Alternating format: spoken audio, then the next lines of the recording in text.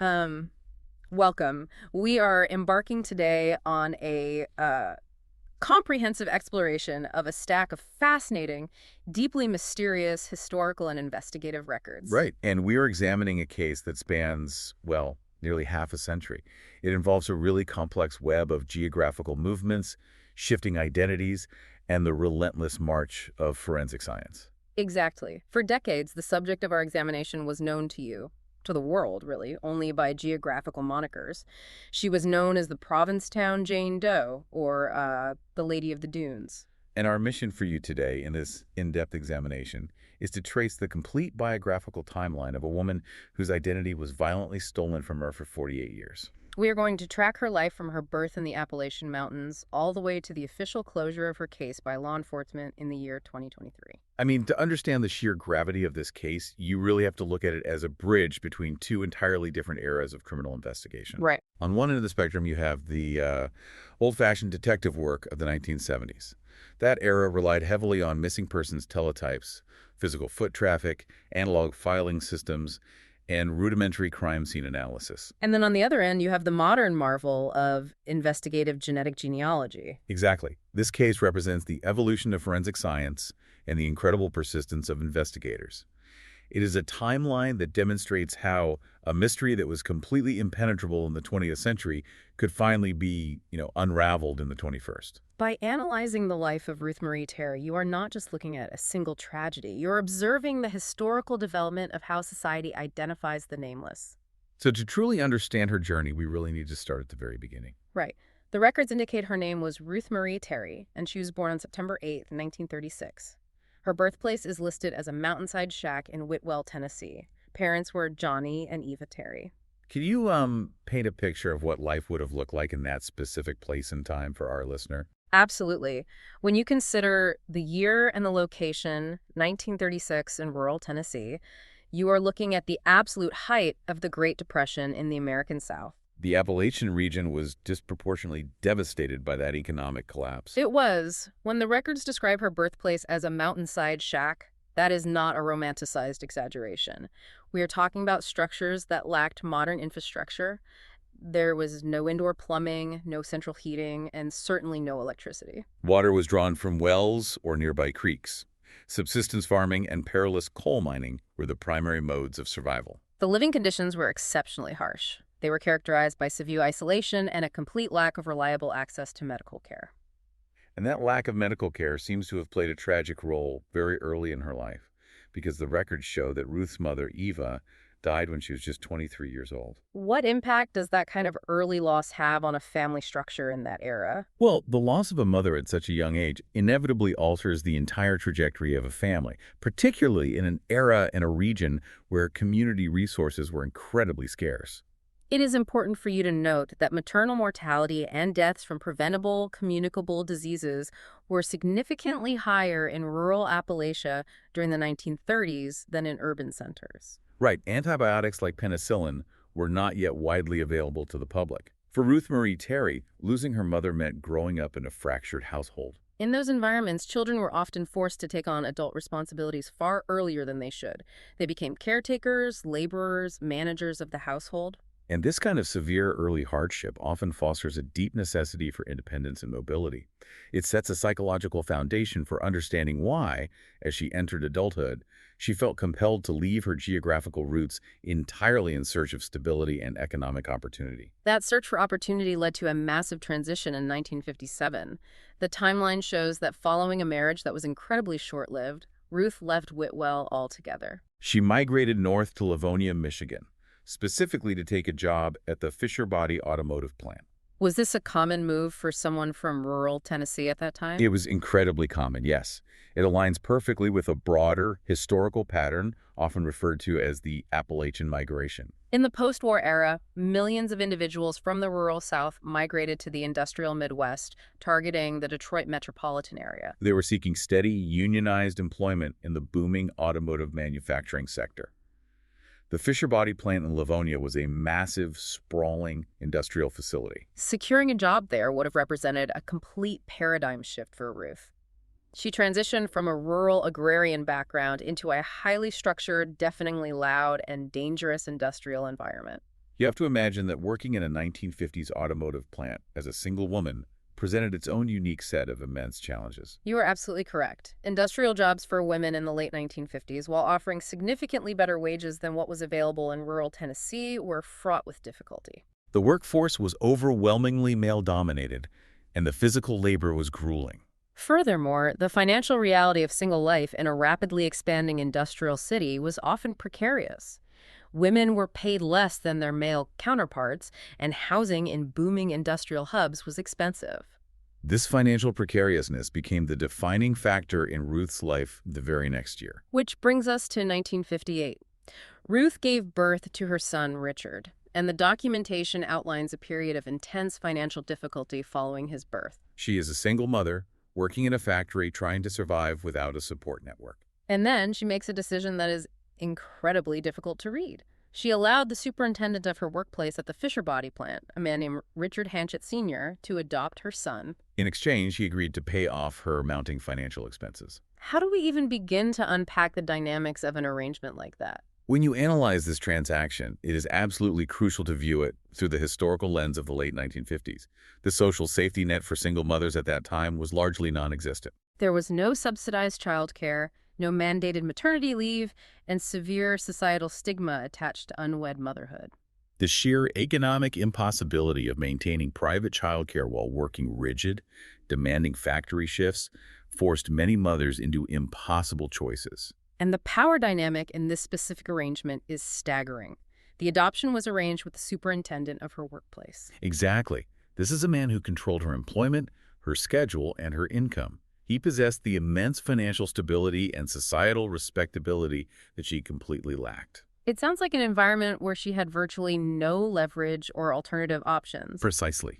The power imbalance is total. Once the adoption process was finalized, the psychological and emotional toll on Ruth must have been profound. We see evidence of that trauma in her immediate actions. Shortly after relinquishing her son, she completely abandoned her life in Michigan and moved across the country to California. She was running from a profound loss, attempting yet another fresh start. California is where the historical timeline goes quiet for several years. We do not have extensive records of her day-to-day life there. But the timeline picks up again with a highly tragic convergence of events in 1972. The records show that in 1972, Ruth finally reached out to reconnect with her biological son, Richard, whom she had given up 14 years prior. But the reunion never happened. Why did they miss each other? They missed each other due to a devastating medical emergency. When Ruth finally initiated contact, Richard was completely unable to meet her because he had suffered a severe drug overdose. This overdose left him in a coma that lasted for 18 continuous days.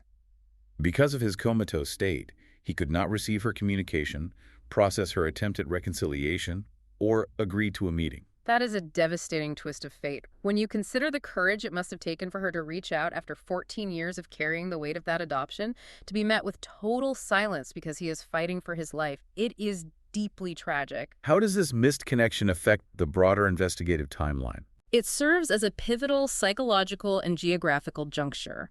You have a mother attempting to bridge a 14-year gap to reestablish her most fundamental familial bond. Simultaneously, her son is incapacitated. Had that reunion actually occurred, Ruth's social tethering would have been significantly strengthened. She might have remained in closer contact with a direct descendant, establishing a network that would notice her absence immediately. Instead, the missed connection left her feeling untethered once again. It reinforces a pattern of isolation that makes individuals highly vulnerable to predatory personalities. And that vulnerability leads directly into the fatal events of 1974. That brings us to February 16th, 1974. On this date, Ruth married a man named Guy Rockwell Moldavan in Reno, Nevada. The records describe Moldavan as an antiques dealer. Following their wedding, they began traveling together, and this included visits back to Ruth's family. In April of 1974, which is just 2 months after the marriage and only about 4 months before her death, they traveled back to her hometown of Whitwell, Tennessee. What did her family observe during this visit? The family's observations during that April visit are critical to the retroactive behavioral profile of the marriage. Ruth's grandniece, Brittany Novoglaski, provided accounts noting that Ruth simply wasn't herself during this trip. She appeared diminished or altered in her personality. Furthermore, the family observed that Moldavan exhibited highly possessive behavior over Ruth. When you look at that from a behavioral analysis standpoint, how significant are those observations? They are textbook indicators of a rapidly escalating coercive dynamic. Possessiveness in a new relationship, especially when it is accompanied by the isolation of the partner, and a noticeable shift away from their established personality norms, is a heavily documented precursor to severe control and abuse. Moldavan was monitoring her interactions, dominating the physical space, and ensuring she remained focused entirely on him. The family was witnessing the early stages of a psychological cage being built around her. However, you have to remember that in 1974, the psychological framework for identifying and intervening in coercive control was not widely established in the public consciousness. Families often recognized that something felt wrong, but they lacked the vocabulary or the cultural precedent to act upon it. After leaving Whitwell, the couple traveled to Chattanooga, Tennessee, to visit Ruth's half-brother, Kenneth, and his wife, Carol. During this specific visit, they discussed their future plans. Kenneth noted that they intended to travel across the United States, searching for inventory for Moldavan's antiques business. And crucially, Kenneth recalled that as they were leaving, they specifically mentioned they were heading toward Massachusetts. Why is that specific geographical detail so important? That mention of Massachusetts becomes the absolute anchor for the entire police investigation decades later. It is the very last verified statement of intent regarding their physical movement. By establishing that they were heading to Massachusetts for the antiques trade, Moldavan was accomplishing two things. First, he was providing a perfectly logical business-related cover for an extended absence from the family. Second, he inadvertently provided the family with the exact state where Ruth's life would violently end. He planted a flag in the geography of the crime, even if it took half a century to connect the dots. The narrative then takes a sharp, highly suspicious turn in the late summer of 1974. Moldavan returns to Tennessee, but he is completely alone. He meets with Ruth's sister-in-law, Jan Terry. The explanation he provides for Ruth's absence is alarmingly brief. He simply states that Ruth had gone missing from their shared home in California. According to Jan Terry, he stayed for only a very short time, offered absolutely zero substantive details, and claimed he did not know where she was. How do investigators view an interaction like that? Investigators view that as a classic behavioral evasion technique. By delivering the news in person, Moldavan is attempting to control the narrative entirely. It allows him to gauge the family's reaction in real time and ensure they aren't immediately suspicious of him. Furthermore, by providing an explanation completely devoid of verifiable details, he leaves no threads for the family to pull on.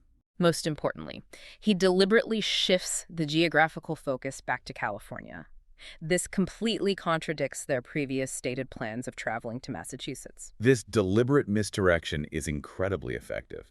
It forced the family to concentrate all their emotional and financial search efforts thousands of miles away from her actual location.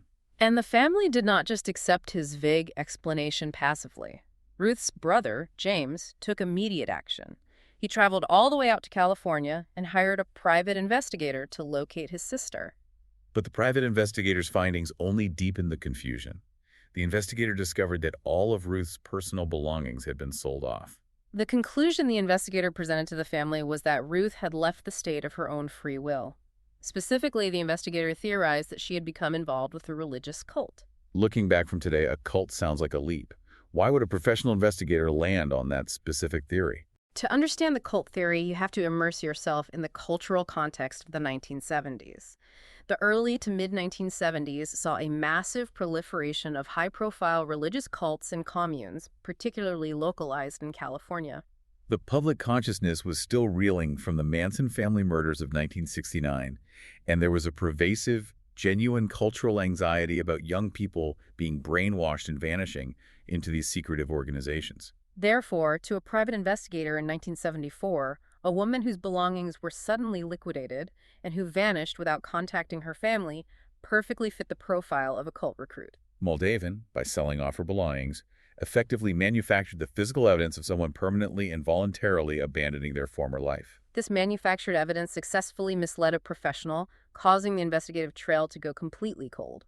The psychological impact on the family must have been enduring and profound.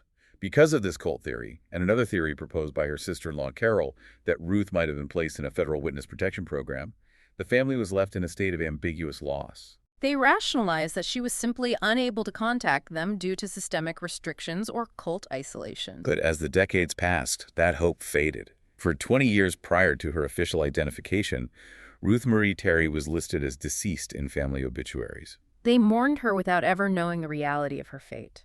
The sociology of ambiguous loss is devastating. Without a body, without a crime scene, the grieving process cannot finalize. The reality of her fate was unfolding simultaneously on the exact opposite side of the country, completely detached from her name or her family's desperate search efforts. This brings us to the forensic theater of Provincetown, Massachusetts. The geographical contrast is stark. You have her family searching the urban sprawl of California, while the physical evidence of her demise lies hidden in the remote, shifting sands of the eastern seaboard. So let us examine the exact circumstances of that discovery. Take us to July 26, 1974, in the Race Point Dunes of Provincetown, Massachusetts. How exactly did this collision of geographies finally break? The Race Point Dunes are a vast, desolate, and ecologically dynamic expanse of loose sand, coastal vegetation, and steep inclines. It is an environment where the topography literally shifts with the wind. On July 26, 1974, a 12-year-old girl was walking through this isolated area when she noticed a dog barking frantically at a specific localized spot in the sand. Following the dog's attention, the young girl made a horrific discovery: the decomposing body of an unidentified woman. When police arrived at the dunes, what exactly were they looking at? Was there immediate physical evidence to tell them what had happened? The scene analysis conducted by the responding police units provided a wealth of data, but it was grim. The remains were located just yards away from a road, yet they were completely hidden within the undulating topography of the dunes. Investigators immediately noted a massive amount of insect activity on the remains. This is where the science of forensic entomology becomes crucial. For those who aren't medical examiners, what exactly is forensic entomology and how does it help a timeline? Forensic entomology is the study of insect life cycles, specifically as they relate to a decomposing body. When a person dies in an exposed outdoor environment, specific species of insects, primarily blowflies, locate the remains almost immediately. They lay eggs, which hatch into larvae, commonly known as maggots. These larvae progress through very predictable, scientifically measurable stages of development known as instars, before eventually forming pupa and emerging as adult flies. By collecting these insects from the scene and analyzing exactly which stage of the life cycle they are in, a forensic entomologist can calculate a highly accurate postmortem interval.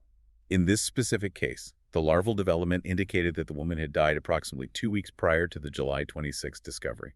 This scientific evidence placed her murder squarely around the second week of July 1974. That is fascinating and highly precise. What about the position of the body itself? The records note that the victim was lying face down, positioned on half of a beach blanket. But police immediately noted a distinct lack of any signs of a physical struggle in the surrounding sand. What did that tell the investigators? The absence of defensive disruptions in the sand is a massive investigative marker.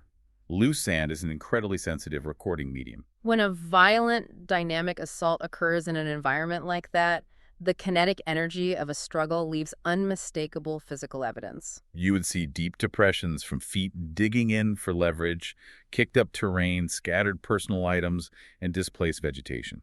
The pristine, undisturbed nature of the sand immediately surrounding the beach blanket suggested two primary theories. First, that she was asleep or incapacitated when she was attacked, suffering a sudden lethal strike before she could react. Or second, that she was deeply familiar with her killer, felt entirely safe, and was caught completely off guard.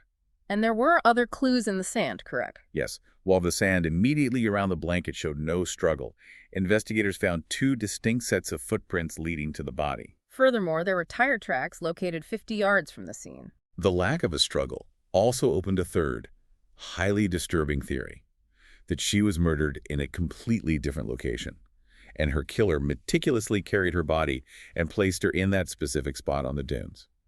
Underneath her head, investigators found two specific items of clothing: a blue bandana and a pair of Wrangler brand jeans.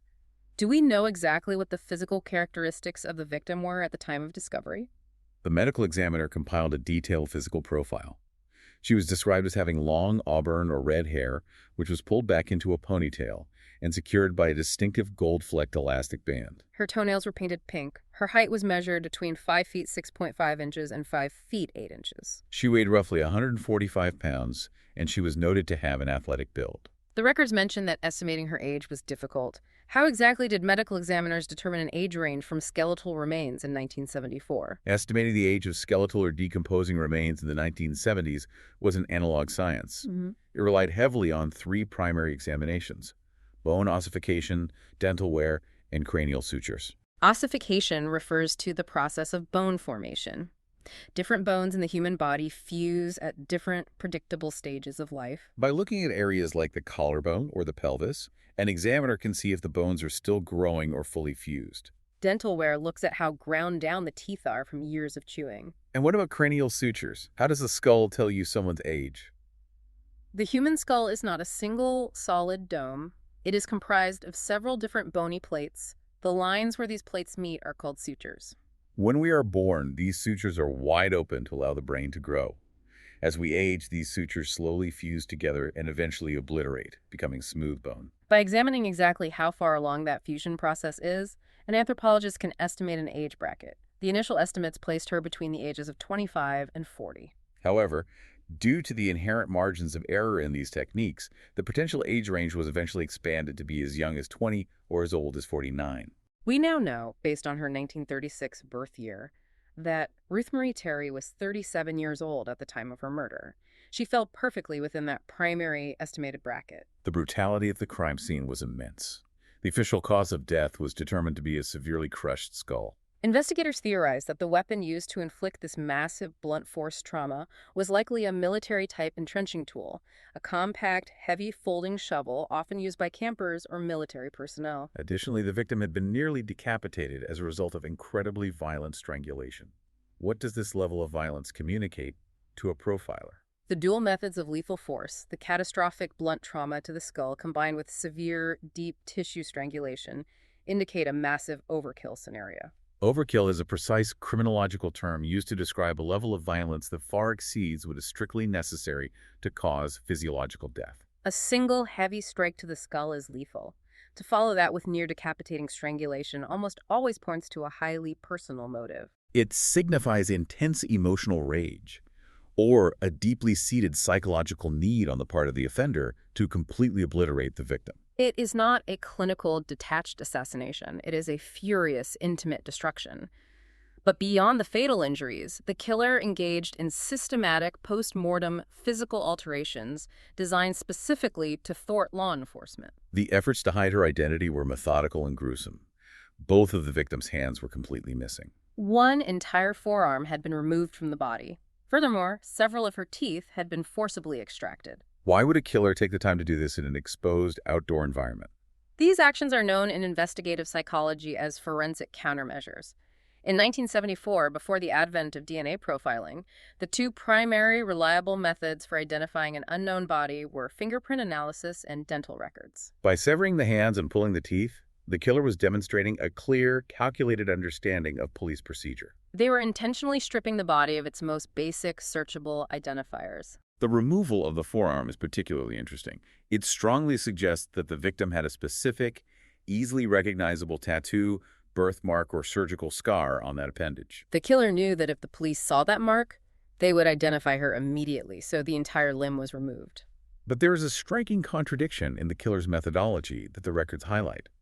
While several teeth were removed to prevent identification, the medical examiner found that the victim still possessed highly expensive dental work. She had crowns that were valued between $5,000 and $10,000 at the time. Why would a killer go through the arduous process of removing teeth but leave behind the most distinctive, expensive dental work? That contradiction is one of the most debated aspects of the crime scene analysis. You have an offender who is disciplined enough and cold enough to systematically dismember the victim to prevent fingerprinting. They begin the brutal physical task of pulling teeth. Yet, they leave behind highly distinctive, incredibly expensive dental crowns. It suggests a critical fracture in the killer's plan. Perhaps the tools they brought with them to the dunes were inadequate to remove the deeply anchored crowns without breaking them. Perhaps they were interrupted by a noise or an approaching vehicle. Or perhaps the psychological toll and sheer physical exhaustion of the postmortem disfigurement became too much to sustain, causing them to panic and flee before the job was finished. Despite the killer's failure to remove the crowns, the missing hands and the complete lack of a name were enough to plunge the case into a total, decades-long investigative stall.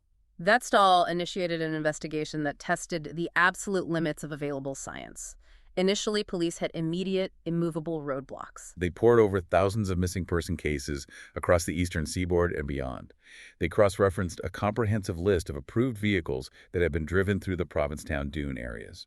These massive manual checks yielded absolutely zero matches. By October of 1974, with the case completely cold and no identity established, the victim was buried. She was placed in a thin metal casket and interred in St. Peter's Cemetery in Provincetown.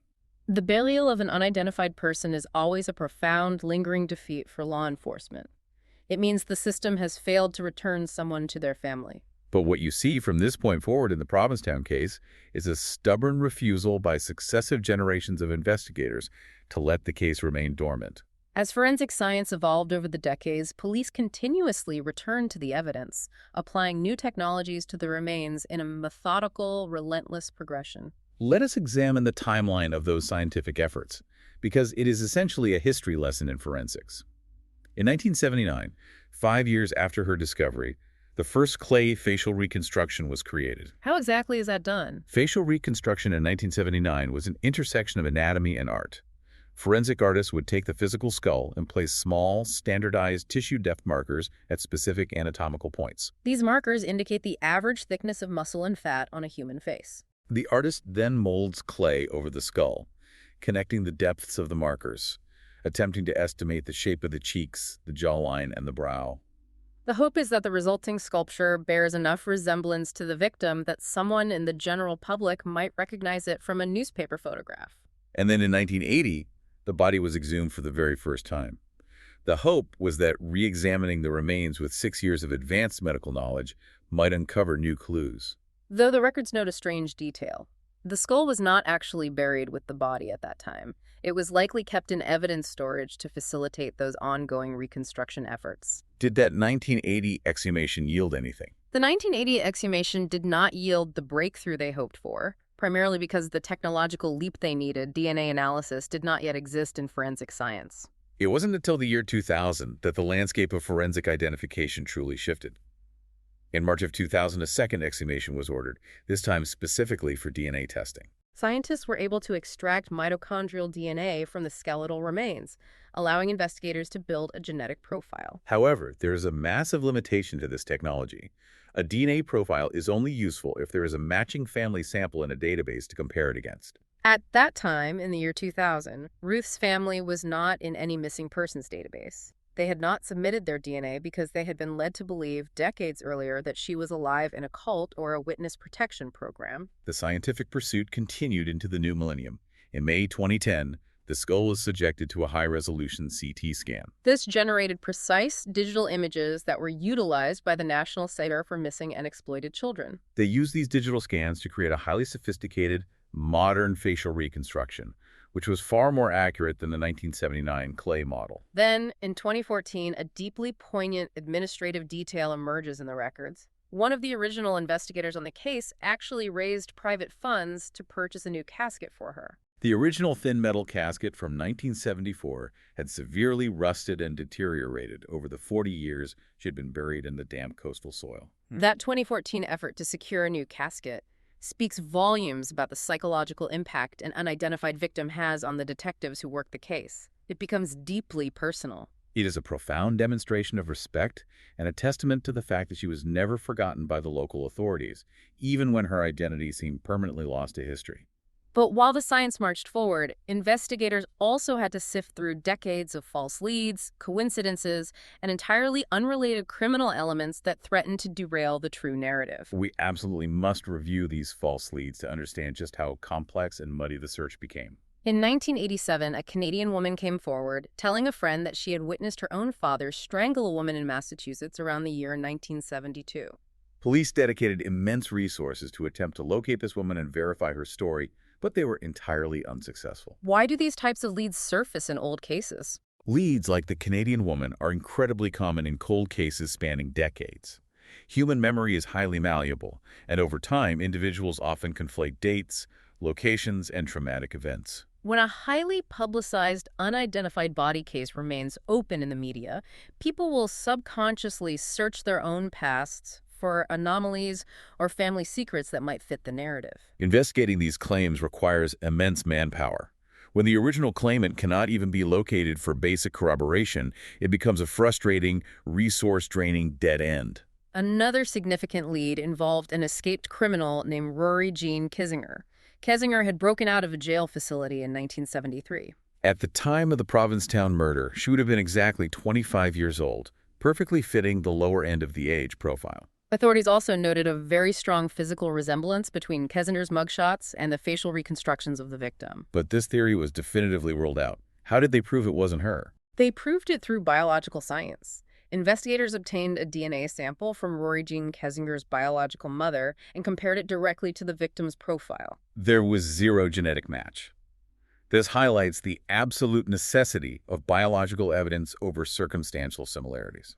A strong physical resemblance and a plausible timeline are compelling to a detective, but they are entirely subjective. The application of maternal DNA comparison provided an objective, irrefutable closure to that specific theory. And it is worth noting that during the same era of DNA testing, two other missing women, Frances Ewald and Vic Lamberton, were also scientifically ruled out as being the victim. In 1981, the investigation crossed paths with the highest levels of organized crime. Information emerged that a woman bearing a strong resemblance to the victim had been seen in the company of the infamous mobster Whitey Bulger around the time she presumably died. Crucially, Bulger was known in criminal circles for a very specific, gruesome habit. He was known for removing the teeth of his victims to prevent their identification. That sounds like a perfect match for the crime scene. The connection to Whitey Bulger was an incredibly powerful theory at the time, and you can see exactly why investigators pursued it. You have a known, highly violent offender operating in the broader Massachusetts area, possessing a highly unusual modus operandi, the forcible removal of teeth. It perfectly aligns with the forensic countermeasures found at the Provincetown crime scene. However, an investigative hypothesis, no matter how elegant it appears on paper, must be supported by physical evidence. A definitive, evidentiary link connecting Bulger to the dunes was never proven. Any possibility of securing a confession or clarity from him evaporated completely when he died in prison in 2018. Another local suspect was Tony Costa, a known serial killer operating in Truro, Massachusetts, which is right next to Provincetown. He was initially considered a prime suspect due to his geographical proximity and his history of intense violence against women. But he was quickly ruled out. Why? Tony Costa was ruled out by an ironclad chronological alibi. The timeline simply did not allow for his involvement. Costa died on May 12, 1974. The forensic entomology on the victim in the dunes proved she was not killed until early July, and she was discovered on July 26. Therefore, it was chronologically, physically impossible for Costa to be the perpetrator. The Costa lead demonstrates the vital value of rigid timeline analysis. When dealing with cold cases, investigators naturally look at known offenders in the immediate area, but the basic laws of physics and time must apply. Costa's death months prior to the murder instantly and permanently removed him from the suspect matrix, forcing investigators to look elsewhere. Perhaps the most bizarre disruption to the entire investigation came from a man named Haddon Clark. Clark was a convicted murderer diagnosed with severe paranoid schizophrenia. He provided a confession to authorities stating explicitly that he killed the woman in the dunes.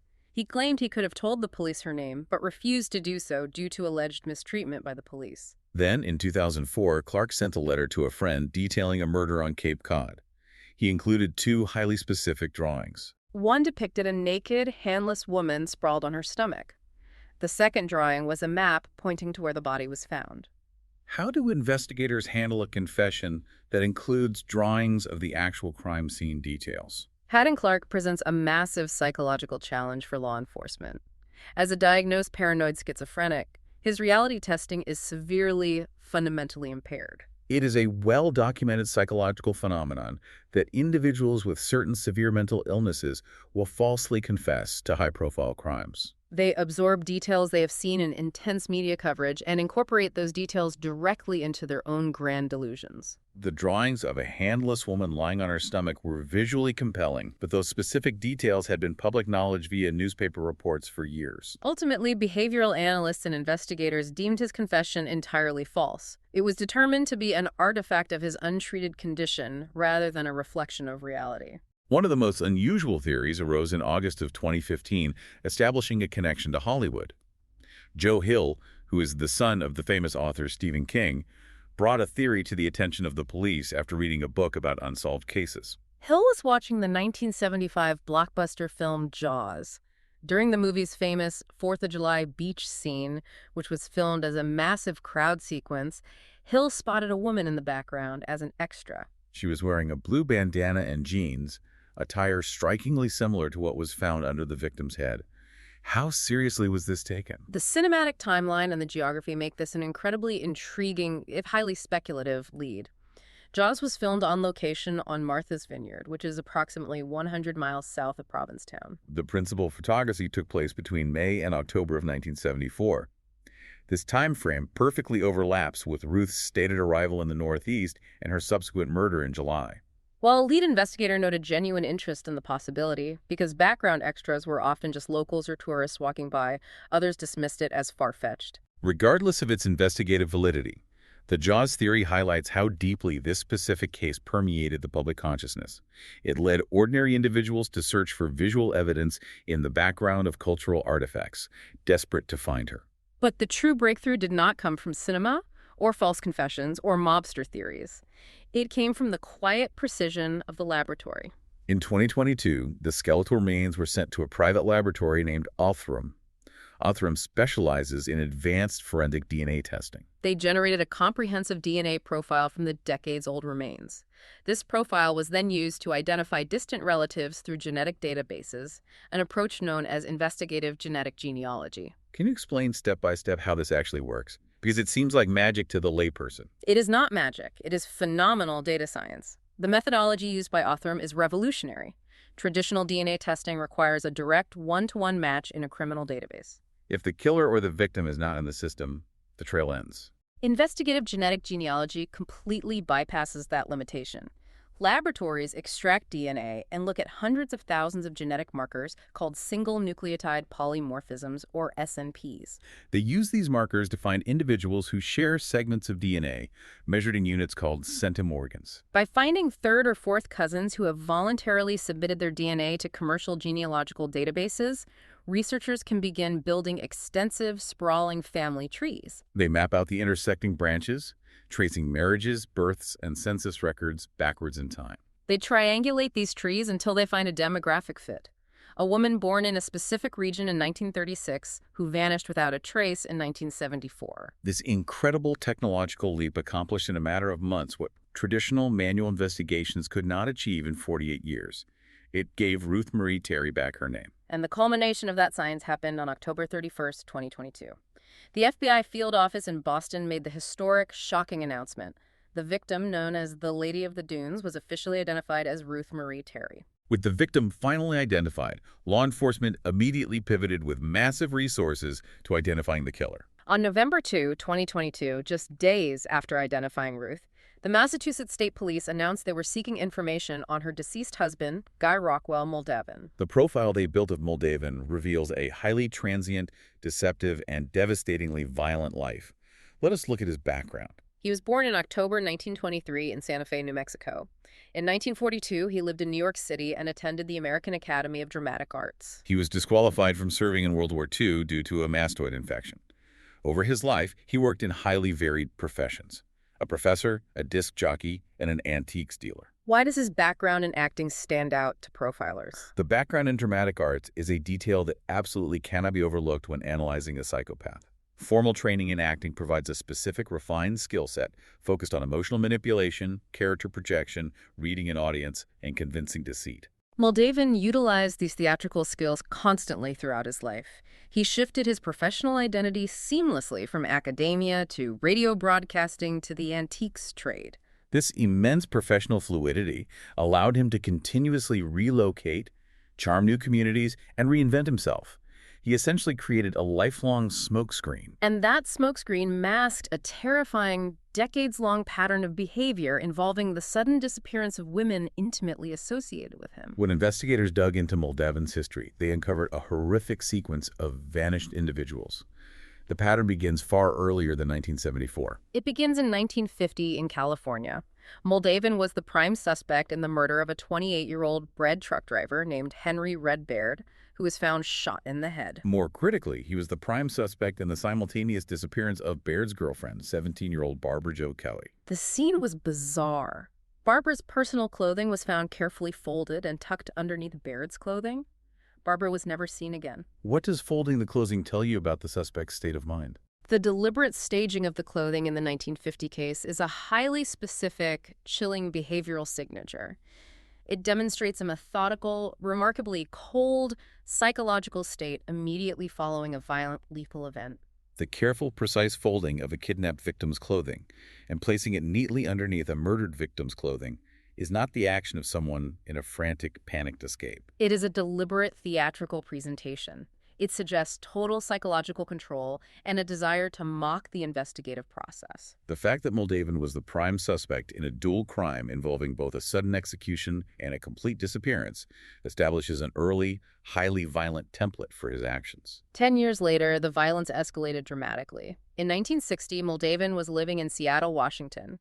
He had married his second wife, a woman named Manzanita. On April 1st, 1960, Manzanita and her 18-year-old daughter, Dolores, both vanished entirely. Following their sudden disappearance, Moldavan immediately fled Seattle. He was eventually located and arrested by the FBI, charged with unlawful flight to avoid giving testimony regarding their deaths. The Seattle case gained massive regional notoriety. It even became the subject of a detailed, harrowing analysis by the famous true crime writer Ann Rule in her book Smoke, Mirrors, and Murder. The details of the Seattle investigation are incredibly grim. Law enforcement scoured Moldavan's property and made a horrifying discovery. Dismembered human body parts were located hidden inside his septic tank. However, forensic science in 1960 was extremely limited. Without modern DNA, investigators were utterly unable to definitively prove that the organic material belonged to either Manzanita or Dolores. The legal outcome of the Seattle investigation represents what looks like a massive failure of the justice system of that era. Because the prosecutor in King County felt they could not definitively prove the identity of the remains without a fully intact body, a concept known as corpus delicti. No murder charges were ever filed against Moldavan. He completely escaped accountability for the double disappearance. Instead, his legal troubles amounted to a 1961 conviction for larceny. He was found guilty of swindling his third wife's family, a woman named Evelyn Emerson, out of $10,000. He received a 15-year sentence, but an astonishingly lenient judge suspended it in 1962 on the condition that he simply repay the money. How does escaping justice like that alter a criminal psychology? The suspension of that sentence allowed a highly dangerous, repeatedly suspected murderer to remain entirely free in society. Psychologically, escaping justice reinforces a perpetrator's belief in their own invincibility. You see a clear, terrifying escalation in his methodology over the decades. In 1950, a disappearance. In 1960, a double disappearance with clear physical evidence of dismemberment. The failure of the state to prosecute the Seattle case empowered him completely. It likely taught him a dark, practical lesson. That dismemberment and the total destruction of a victim's physical identity were incredibly effective ways to paralyze the legal system. He carried those twisted lessons directly into 1974. When he murdered Ruth Marie Terry, he applied those exact forensic countermeasures. Removing her hands and pulling her teeth to ensure she remained a nobody to the police, just as he had successfully done in Washington. Moldavan's life after 1974 stands in chilling contrast to the brutality he inflicted. He relocated to Chihuahua, California, a small community near Salinas, around 1976. He used his acting skills to reinvent himself once again. He successfully acquired a prestigious position as an executive vice president of a silver store on the highly affluent Rodeo Drive in Beverly Hills. But most disturbingly, he eventually worked as a volunteer radio host in Pacific Grove.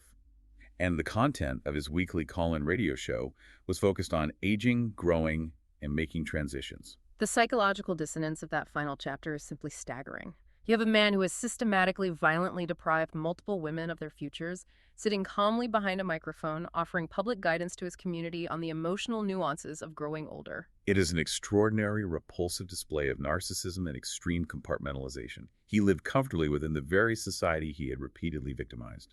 He was shielded by geographical distance and the primitive, analog nature of 20th century data sharing.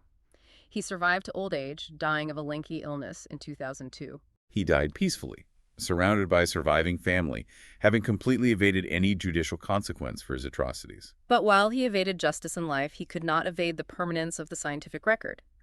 On August 28, 2023, analyzing the totality of the circumstantial, chronological, and genealogical evidence, law enforcement officially named Guy Moldavan as the killer of Ruth Marie Terry.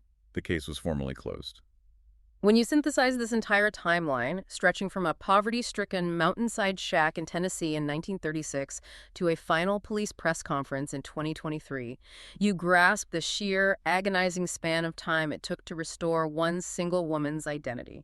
For 48 years, the shifting dunes of Massachusetts held her secret, while her family held nothing but their grief. You are left to consider a chilling contrast.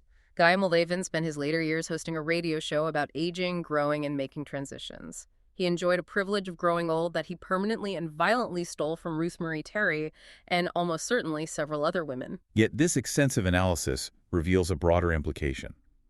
Modern DNA technology ensures that even if a perpetrator takes their secrets to the grave, the truth can still be unearthed from the silence of decades past, proving that a stolen identity is never truly lost forever. Thanks for listening. Thanks for listening.